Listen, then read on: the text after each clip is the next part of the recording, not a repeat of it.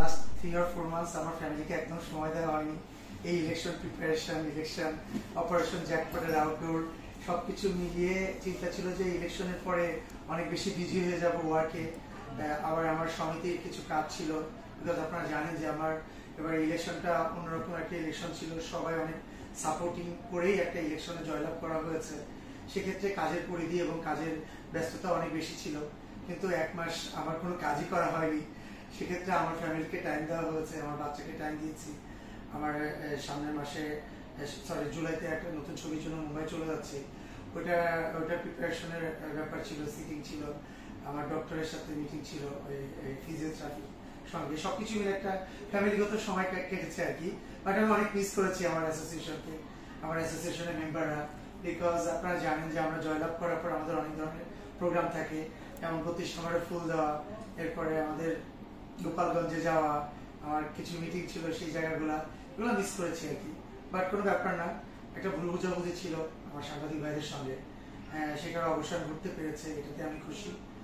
আল্লাহ ভরসা, ইনশাআল্লাহ সামনের দিনগুলো আমরা খুব সুন্দরভাবে সবাই একসঙ্গে কাটাবো। আমার চ্যালেঞ্জ বলতে গেলে এখানে প্রতিটা ক্যারেক্টারই চ্যালেঞ্জিং ছিল। এর ভিতরে আমার ক্যারেক্টার, আমরা তো 8 জন নৌবাহিনী কমান্ডার, 8 জনই আমরা ফ্রান্স থেকে চলে আসি মুক্তিযুদ্ধের সময় পালিয়ে এসে মুক্তিযুদ্ধে জয়েন করি। সেখানে আমরা ছদ্মবেশ থেকে শুরু করে একটা সাবমেরিনার, সে নর্মাল মানুষের সঙ্গে মিশে বাংলাদেশে ঢুকে তারা অভিযান করছে, এটা অন্যরকমের একটা চ্যালেঞ্জিং এর ব্যাপার ছিল। যেহেতু একটা সত্য ঘটনা অবলম্বনে, যেহেতু আমি আমার চাইলেও ইচ্ছামতো অনেক কিছুই করতে পারি নাই, অনেক বাধ্যবাধকতা ছিল। আমাদের মোটামুটি কাজ বাংলাদেশে শেষের পথে আর 3 থেকে 4 দিন কাজ আছে, আর আমাদের প্যারিসে কাজ আছে, ওইটা আমাদের 6 থেকে 7 দিনের কাজ আছে। আশা করছি সামনের মাসের ভিতরে টোটাল ছবি কাজ শেষ হয়ে যাবে ইনশাআল্লাহ। অনন্ত জলিলের সঙ্গে কাজের অভিজ্ঞতা অনেক ভালো, কাজের অভিজ্ঞতা অনেক ভালো, কারণ একটা মানুষের সঙ্গে যখন নাম এসে যায় তখন মানুষের বাহ্যিক বা ইন্টারনাল অনেক কিছুই জানা যায় না।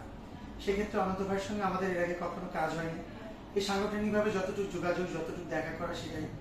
কিন্তু আমরা যখন 8 জন হিরো একসঙ্গে প্রায় 15-20 দিন করে করে একটা আউটডোর কাটিয়েছি, তখন আমাদের ভিতরে বন্ডিংটা অনেক স্ট্রং ছিল। আমরা প্রতিটা টাইম খাবার খেয়েছি একসঙ্গে, নামাজ পড়েছি, ইভেন আমরা প্রায় 18 দিন রোজার ভিতরে শুটিং করেছি।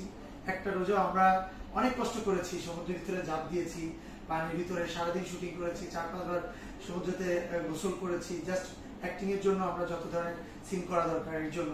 বাট আমরা রোজা ভাঙিনি, সবাই একসাথে রোজা করেছি, ইফতারি, সেহরি। সো এটা অনেক আনন্দের ব্যাপার। আর আমাদের 8 জনের বন্ডিংটা আসলে স্ট্রং হওয়ার কারণ হচ্ছে অনন্ত জলিল ভাই, উনি আমাদের গ্রুপের নাম দিয়েছে দ্য হিরোজ।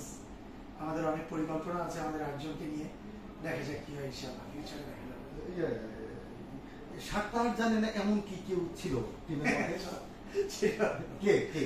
সাঁতার জানে না এরকম হচ্ছে সাজু জন একটু মোটামুটি, আর নীরব ভাই একদমই সাঁতার জানতো না। সো নীরব ভাইকে একটু পারেই রাখা হতো সবসময়, আর আমরা যারা লম্বা তাদেরকে সবসময় একটু দূরে রাখা হতো আর কি, একদম গভীর পানির ভিতরে রাখা হতো। কারণ 8 জন যখন একসঙ্গে হাত দিয়ে যখন দাঁড়াবে, আলটিমেটলি গভীর পানি অটোমেটিক লাস্ট যে 2-3 জন থাকবে তারা চলে যাবে আর কি। সেক্ষেত্রে অনন্ত ভাই থেকে শুরু করে আরো যারা যারা ছিল তারা ওইভাবে সিরিয়ালি যেতে হয়েছে। তো সেক্ষেত্রে আমি আর রোশন সবসময় সবার সাইডেই থাকতাম আর কি, মানে গভীর পানিতে আর কি, যে তাদের কোনো প্রবলেম হলে যাতে আমরা সেভ করতে পারি। সেটা এরকম কোনো দুর্ঘটনা ঘটে নাই?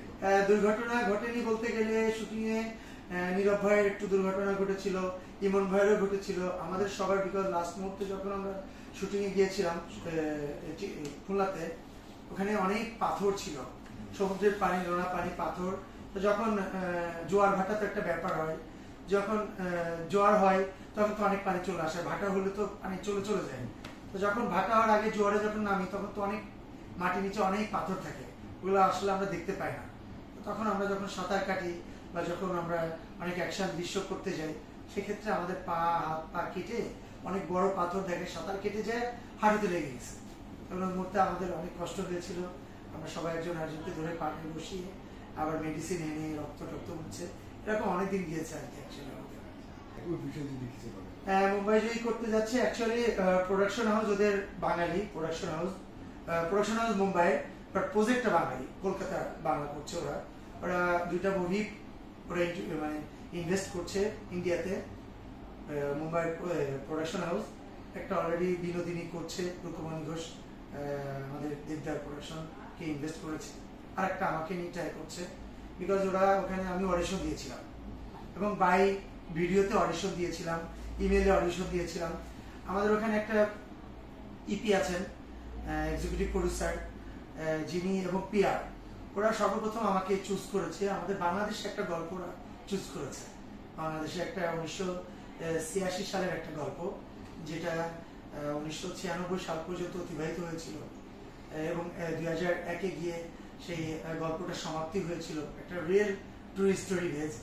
বাংলাদেশে একজন মানে কি বলবো, আমি আসলে ব্যাখ্যাগুলো দিতে পারি না, অনেক বড় একজন সন্ত্রাসী গ্যাং ছিলেন, সেই গ্যাংয়ের উপর ভিত্তি করে ছবিটা করা এবং প্রতিটা ক্যারেক্টার, প্রতিটা গল্প তার লাইফ স্টোরি থেকেই নেওয়া।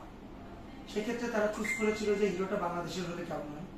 সেখানে আমি জানি না কাকে কাকে নক করেছিল, বাট আমাকে তারা ভিডিও ফুটেজ চেয়েছিল, আমার কিছু ফটোশুটের স্টিল পিকচার চেয়েছিল, কিছু 4 থেকে 5 ধরনের গেট আপের ছবি চেয়েছিল।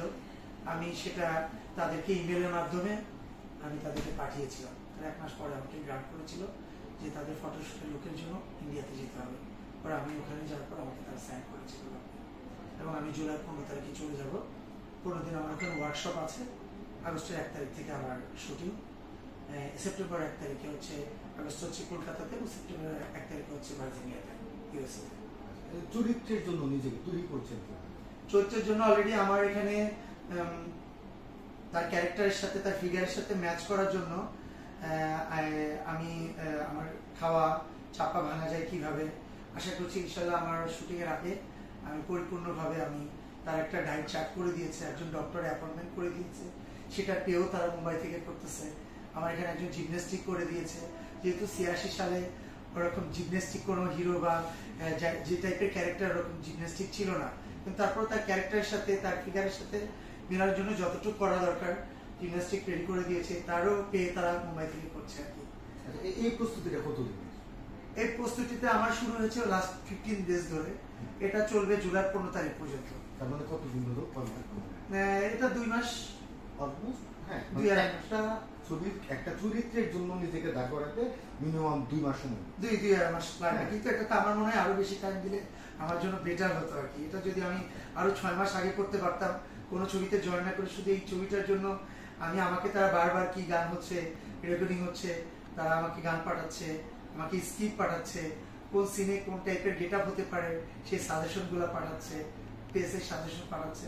এক কথা আমি ওই শুট করার আগ পর্যন্ত আমার হাতে এর ভিতরে অলরেডি এই মাসে আমার একটা নতুন ছবি হওয়ার কথা ছিল, সামনের মাসে 10 দিনের একটা শিডিউল দেওয়ার কথা ছিল, বাট আমি বলেছি যে এটা সেপ্টেম্বর বা নভেম্বরের পরে গিয়ে করবো। আমার ফুল ফোকাসটা এখন অ্যাকচুয়ালি এটার উপরে। আচ্ছা, এই